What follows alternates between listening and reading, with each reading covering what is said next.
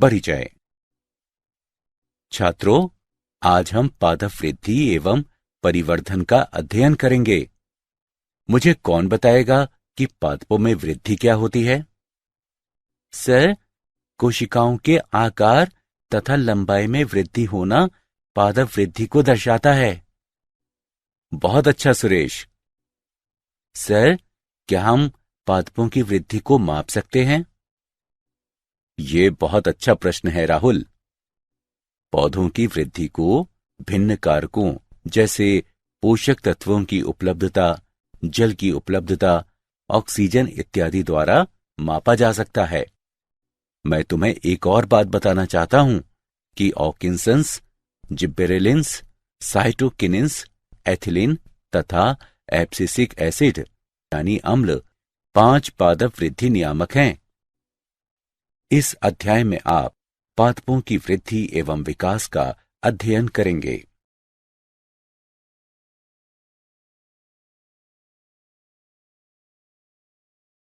उद्देश्य। इस पाठ के अंत में आप निम्न करने में सक्षम हो जाएंगे।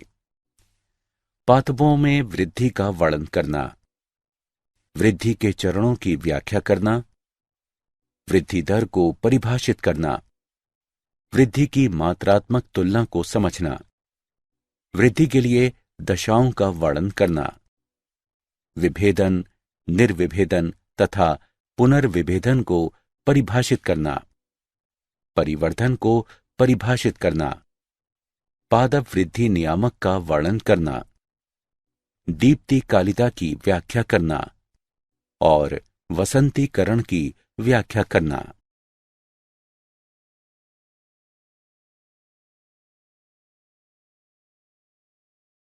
वृद्धि। विभाजन तथा परिवर्धन द्वारा कोशिकाओं के आकार तथा संख्या में अपरिवर्तनीय यानी अनिवृत्त बढ़त को वृद्धि कहते हैं।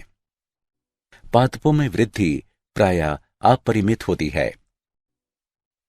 पौधों में ससीमित वृद्धि करने की क्षमता होती है, जिसके कारण उनके शरीर में कुछ खास जगहों पर विभज्योतक यानी मेरिस्टेम ऊतकों की उपस्थिति होती है।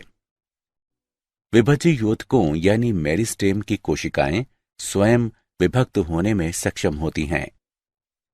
विभज्योतक की क्रियात्मकता से जब नवीन कोशिकाएं पौधे के शरीर में जुड़ती हैं, तो उसे वृद्धि का खुला स्वरूप कहा जाता है।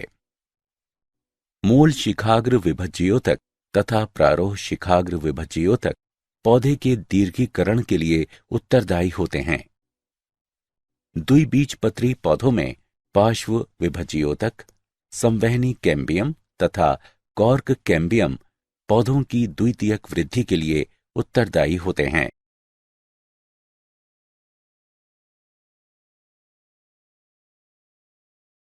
वृद्धि माप योग्य है।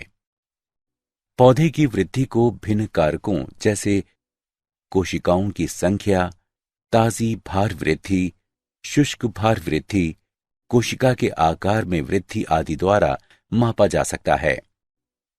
उदाहरण के लिए, तरबूज की कोशिकाओं का आकार 3.5 लाख गुना तक बढ़ सकता है। पृष्ठीय क्षेत्रफल में बढ़ोतरी पत्तियों की वृद्धि को दर्शाती है।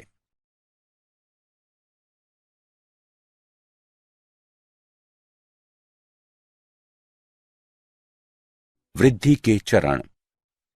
वृद्धि की अवधि को 3 चरणों में विभक्त किया गया है। विभज्योतकीय, दीर्घीकरण तथा परिपक्वता। विभज्योतकीय चरण।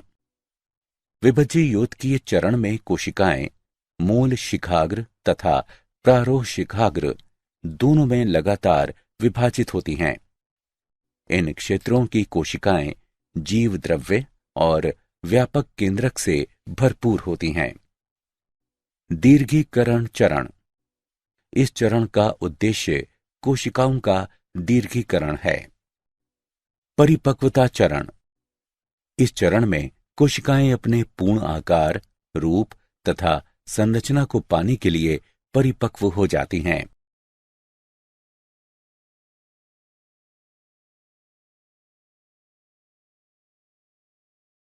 वृद्धि की दर। समय की प्रति इकाई के दौरान बढ़ी हुई वृद्धि को वृद्धि दर कहा जाता है। पौधे दो प्रकार की वृद्धि दर्शाते हैं, अंकगणितीय वृद्धि तथा ज्यामितीय वृद्धि। अंकगणितीय वृद्धि। केवल एक संतति कोशिका लगातार विभाजित होती रहती है, जबकि दूसरी परिपक्व होती रहती है। उदाहरण के लिए, निश्चित दर पर दीर्घीकृत होते मूल गणितीय रूप में LT बराबर L0 प्लस RT, जहां LT बराबर टाइम T के समय लंबाई, L0 बराबर टाइम 0 के समय लंबाई, R बराबर वृद्धि दर। अंग की लंबाई समय के विरुद्ध अभिलिखित की गई है, जिसके फलस्वरूप एक रेखीय वक्र पाया गया है।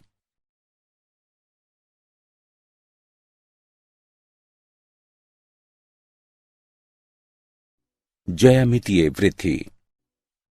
प्रारंभिक वृद्धि धीमी होती है, जिसके बाद वृद्धि तेजी से बढ़ने लगती है तथा इसके बाद के चरण में वृद्धि फिर से धीमी हो जाती है।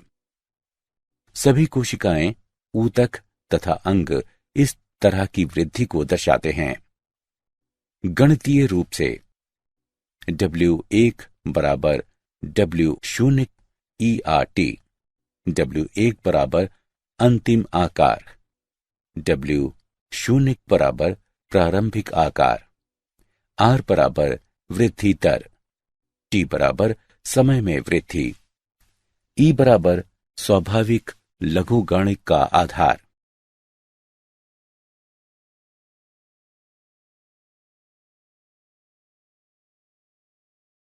वृद्धि की मात्रात्मक तुलना।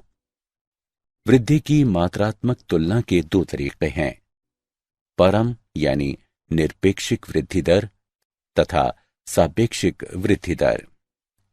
मापन और प्रति यूनिट टाइम की कुल वृद्धि की तुलना परम वृद्धि दर कहलाती है। परम वृद्धि को A1 तथा B1 पत्तियों के निर्माण के लिए A तथा B पत्तियों को क्षेत्रों में दर्शाया गया है। दी गई प्रणाली की प्रति यूनिट समय पर वृद्धि सापेक्षिक वृद्धि दर कहलाती है। दिए गए चित्र में दोनों पत्तियों में 20 सेंटीमीटर वर्ग की वृद्धि हुई है, लेकिन पत्ती A में अपेक्षाकृत अधिक वृद्धि हुई है।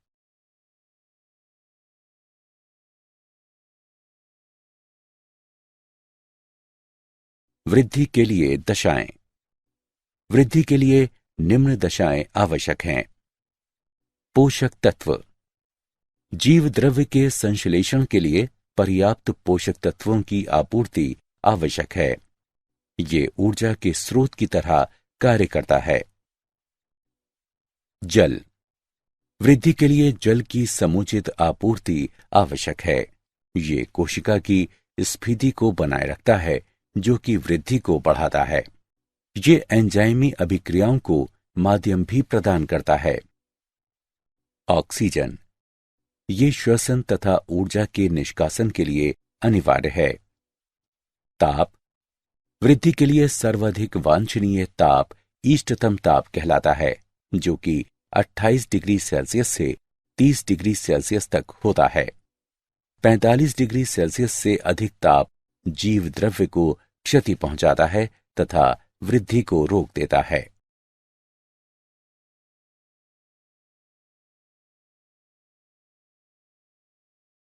विभेदन, निर्विभेदन तथा पुनर्विभेदन। विभेदन। विभेदन वो प्रक्रिया है जिसमें विभज्ययोतक कोशिकाएं विशेष कार्य को करने के लिए संरचना तथा आकार में परिवर्तन कर लेती हैं। उदाहरण के लिए, अधित्वक यानी प्रोटोटर्म कोशिकाओं के DNA संश्लेषण के पश्चात कोशिका का विस्तरण होता है तथा इससे अपरिपक्व त्वचा यानी ट्राइकोम बनता है। इसके पश्चात केंद्रकीय अभिगमन होता है तथा शाखन पाया जाता है तथा फिर ये परिपक्वता अवस्था तक पहुंचता है। निर्विभेदन। निर्विभेदन वो प्रक्रिया है जिसके द्वारा पहले से विभेदित कोशिकाएं विभाजन की क्षमता को पुनः प्राप्त कर लेती हैं तथा विभज्य योतकीय बन जाती हैं। पुनर्विभेदन। पुनर्विभेदन वो प्रक्रिया है जिसमें निर्विभेदित कोशिकाओं को निर्माण विभज्य योतकीय कोशिकाओं से होता है। ये विभज्य योतकीय कोशिकाएं किसी विशिष्ट कार्य को करने के लिए संरचना तथा आकार में परिवर्तन कर लेती हैं।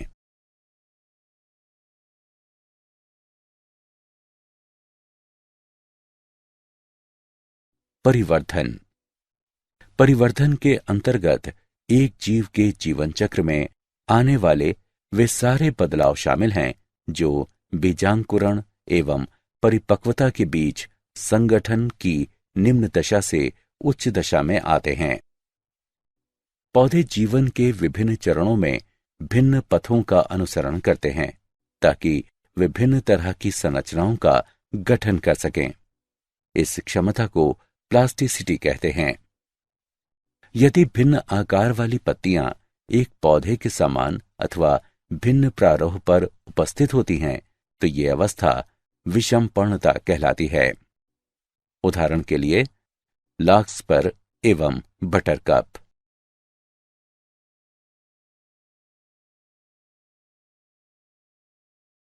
पादप वृद्धि नियामक।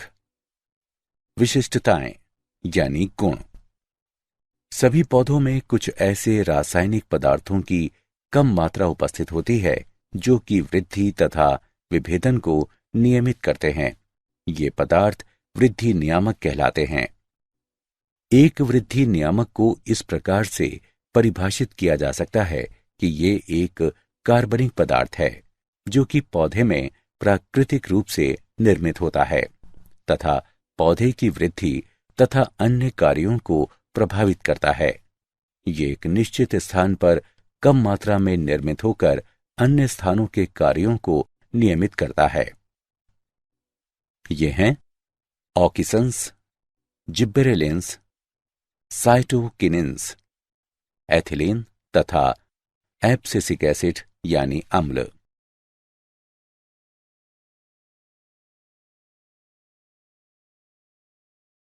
पादप वृद्धि नियामकों की खोज। पिछले 60 वर्षों में वृद्धि नियामक पौधों से बड़ी संख्या में पृथक किए गए हैं। चार्ल्स डार्विन ने जब देखा कि कनारी घास का प्रांकुरचोल यानी कोलियोपटाइल एक पार्श्वी प्रदीपन के प्रति अनुक्रिया करता है और प्रकाश के उद्गम की तरफ वृद्धि करता है, प्रयोगों की एक लंबी श्रृंखला के पश्चात ये निष्कर्ष निकाला गया कि प्रांकुरचोल की नोक संचारणीय प्रवाह की जगह है जो संपूर्ण प्रांकुरचोल के मुड़ने के कारण है। ऑक्सिन की खोज F.W. वेंट के द्वारा प्रांकुरचोल के सिरे से की गई है। बेगेन सीडलिंग धान के पौधे यानी नवोद्भिद की बीमारी है जो रोगजनक कवक जिबरेला फूजिकोराई के द्वारा होती है। ई कुरुसोवा ने रोग रहित धान की पौधे में रोग लक्षण को बताया जब उन्हें कवक के जीवाणुहीन निसियंदों के साथ उपचारित किया। सक्रिय तत्व की पहचान बाद में जिब्बेरेलिक अम्ल के रूप में हुई।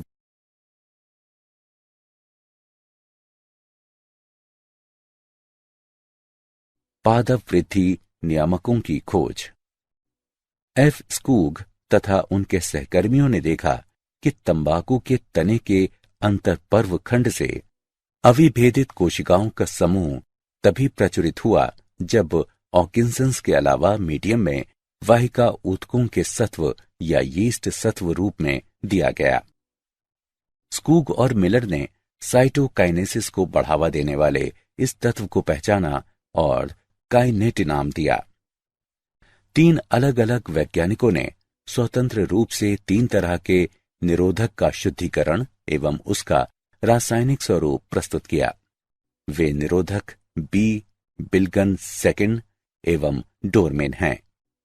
बाद में ये तीनों रासायनिक रूप से समान पाए गए इसका नामकरण एब्सिसिक अम्ल के रूप में किया गया। यह सुनिश्चित किया गया कि पके हुए संतरों से निकला हुआ एक वाष्पशील तत्व पास में रखे बिना पके हुए केलों को शीघ्रता में पकाता है। बाद में यह वाष्पशील तत्व एथिलीन के नाम से जाना गया।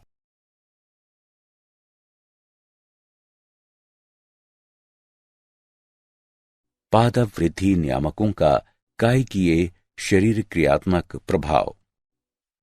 ऑकिंसंस। इंडोल इसेटिक अम्ल मुख्य प्राकृतिक ऑकिंसंस है। इंडोल ब्यूटेरिक अम्ल भी पौधों से पृथक किया गया है। कृत्रिम ऑकिंसंस के उदाहरण हैं नेफ्थैलिन एसिटिक अम्ल तथा 2,4 डाइक्लोरोफिनॉक्सी एसिटिक अम्ल। ये सभी ऑकिंसंस कृषि क्षेत्र के लिए अत्यधिक उपयोगी हैं। ऑक्सीसंस का पौधों पर कायकीय शरीर क्रियात्मक प्रभाव। कक्षस्थ कलियों द्वारा अग्रस्थ कलिकाओं का अवरोधन शिखाग्र प्राधान्यता कहलाता है तथा ये ऑक्सीसंस के परिवहन के कारण होता है। ऑक्सीसंस कैम्बियम तथा प्राथमिक विभज्योतकों में कोशिका विभाजन को उद्दीपित करता है। कोशिका के दीर्घीकरण में ऑक्सीसंस एक महत्वपूर्ण भूमिका निभाता है। प्रारोह सिरे तथा मूल सिरे पर ऑक्सीसंस विभिन्न प्रकार से क्रिया करता है। ये निम्न सांद्रता पर मूलों के निर्माण को बढ़ाता है। ऑक्सीसंस विलगन परत का निर्माण करके पत्तियों को गिरने से बचाता है। ऑक्सीसंस बीज रहित फलों के निर्माण को प्रभावित करता है। ये अनिषेक फलन भी कहलाता है।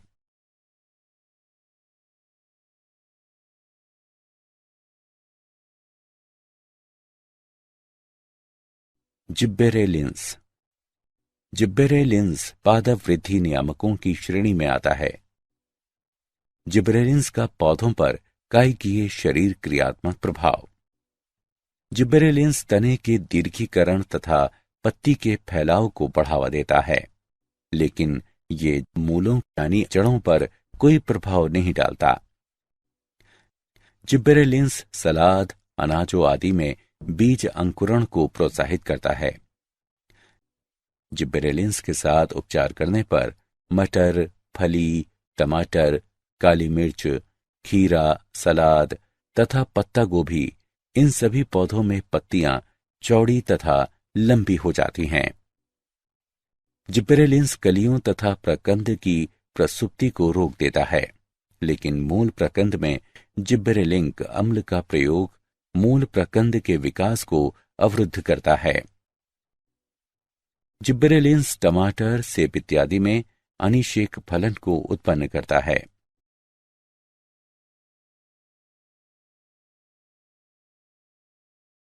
साइटोकिनेंस। साइटोकिनेंस का पौधों पर कायकीय शरीर क्रियात्मक प्रभाव। ऑक्सीसंस की उपस्थिति में साइटोकिनेंस कोशिका विभाजन को उद्दीपित करता है, यहां तक कि अविभज्योतकीय ऊतकों में भी।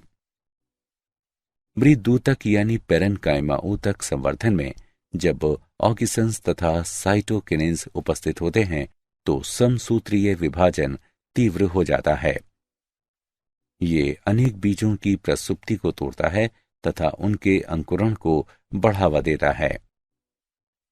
ये पार्श्व कलियों की वृद्धि को भी बढ़ावा देता है।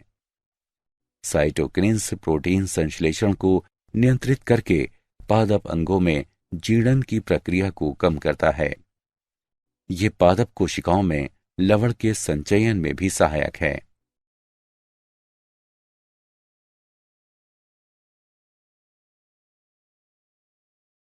एथिलीन।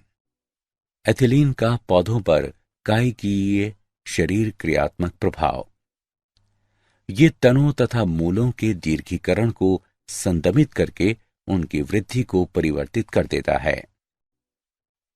ये पार्श्व कलियों की वृद्धि को संदमित करता है तथा शिखाग्र प्राधान्यता को उत्पन्न करता है। ये अपच्छेदन यानी विगलन परत के निर्माण द्वारा पत्तियों, फूलों तथा फलों के अपच्छेदन को बढ़ाता है। यह अधिकांश पौधों में पुष्पन को धीमा कर देता है, लेकिन अनानास, आम तथा अन्य कई पौधों में पुष्पन को बढ़ा देता है। यह खीरे के पौधे में मादा पुष्पों तथा फलों की संख्या को बढ़ाता है।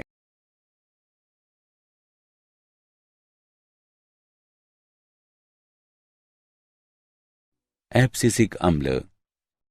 एब्सिसिक अम्ल का पौधों पर कायकीय शरीर क्रियात्मक प्रभाव। यह तनाव हार्मोन की भांति कार्य करता है तथा स्टोमेटा यानी रंध्र के बंद होने को उद्दीपित करता है। ये प्रारोह वृद्धि को रोकता है, लेकिन मूलों को अधिक प्रभावित नहीं करता है। यह संचयित प्रोटीन के संश्लेषण के लिए बीजों को प्रेरित करता है। ये विभिन्न प्रकार के तनावों के लिए पौधों की सहनशीलता को बढ़ाता है। ये जिब्बेरेलिंस के विरोधक के रूप में कार्य करता है।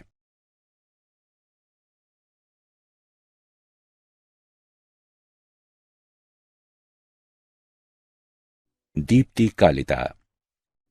कुछ पौधों में पुष्पन सिर्फ प्रकाश और अंधकार की अवधि पर ही निर्भर नहीं करता, बल्कि उसकी सापेक्षिक अवधि पर निर्भर करता है।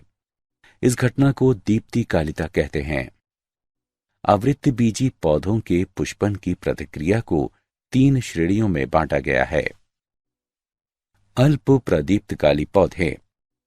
ये पौधे पुष्पन तब प्रारंभ करते हैं जब दिन में यानी प्रकाश की अवधि एक निश्चित क्रांति अवधि की तुलना में कम यानी छोटी होती है। यदि इन पौधों का एक निश्चित क्रांतिक अवधि की तुलना में अधिक अवधि पर छोड़ दिया जाए तो ये कायिक बने रहेंगे। अल्प प्रदीप्तकाली पौधों के उदाहरण कॉस्मोस, डहेलिया आदि हैं। दीर्घ प्रदीप्तकाली पौधे।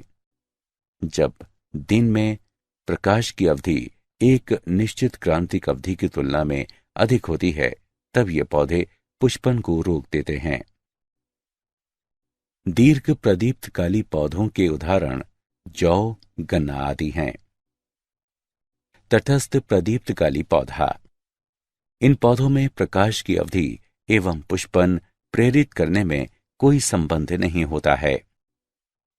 तटस्थ प्रदीप्तकाली पौधों के उदाहरण सूरजमुखी, टमाटर आदि हैं।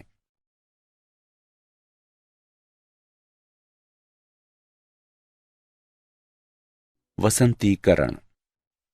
वसंतीकरण वह प्रक्रिया है जिसमें पौधों में पुष्पन को बढ़ाने के लिए उन्हें कम तापक्रम पर रखा जाता है। कई समशीतोष्ण पौधों में पुष्पन की प्रक्रिया को प्रारंभ करने या उसे बढ़ाने के लिए वसंतीकरण की आवश्यकता होती है। कई पौधों की स्पीशीज यानी जातियां जैसे अरेबिडोप्सिस, थेलियाना के इकोटाइप्स तथा शरद अनाजों जैसे कि गेहूं को शरद ऋतु में ही बोना चाहिए। अनेक द्विवार्षिक स्पीशीज में वसंतीकरण पाया जाता है, जो कि ताप में भिन्न हो सकता है।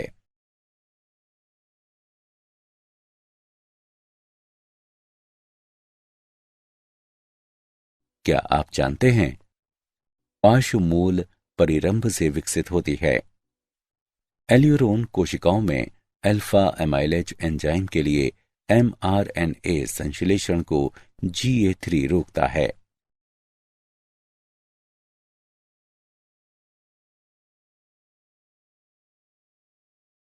सारांश। आइए हमने जो कुछ सीखा है उसे संक्षेप में दोहराएं। वृद्धि को एक अवयव या अंग या इसके किसी भाग या यहां तक कि एक कोशिका के आधार में अनिवर्त स्थायी बढ़त के रूप में परिभाषित किया जा सकता है। वृद्धि के 3 चरण विभज्ययोतकीय, दीर्घीकरण तथा परिपक्वता हैं। समय की प्रति इकाई के दौरान बढ़ी हुई वृद्धि को वृद्धि दर कहा जाता है।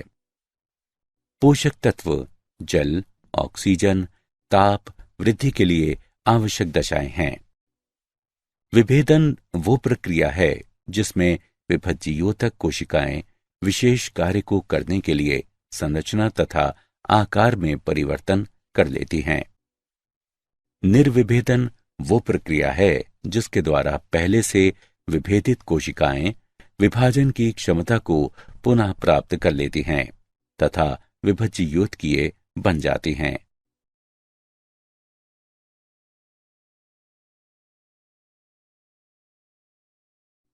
पुनर्विभेदन वो प्रक्रिया है जिसमें निर्विभेदित कोशिकाओं को निर्माण विभज्ययोतकीय कोशिकाओं से होता है। ये विभज्ययोतकीय कोशिकाएं किसी विशिष्ट कार्य को करने के लिए संरचना तथा आकार में परिवर्तन कर लेती हैं। ऑक्सीन्स, जिब्बेरेलिन्स, साइटोकिनिन्स, एथिलीन तथा एब्सिसिक अम्ल वृद्धि नियामक हैं। कुछ पौधों में पुष्पन सिर्फ प्रकाश और अंधकार की अवधि पर ही निर्भर नहीं करता, बल्कि उसकी सापेक्षित अवधि पर निर्भर करता है। इस घटना को दीप्तिकालिता कहते हैं। वसंतीकरण वह प्रक्रिया है जिसमें पौधों में पुष्पन को बढ़ाने के लिए उन्हें कम तापक्रम पर रखा जाता है।